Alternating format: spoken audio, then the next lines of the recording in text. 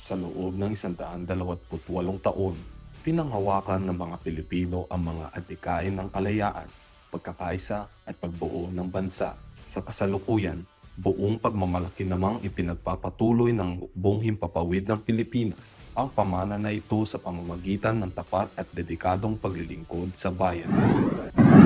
Kalayaan. Ito ang pamana ng katapangan, sakripisyo at pagmamahal sa bayan ng ating mga ninuno.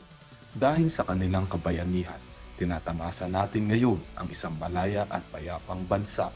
Kinabukasan, habang patuloy na pinauunlad ng kakayahan at kahandaan ng hukbong himpapawid ng Pilipinas, nananatili tayong nakatuon sa pagbuo ng isang mas ligtas, matatag at maunlad na kinabukasan para sa sambayanang Pilipino.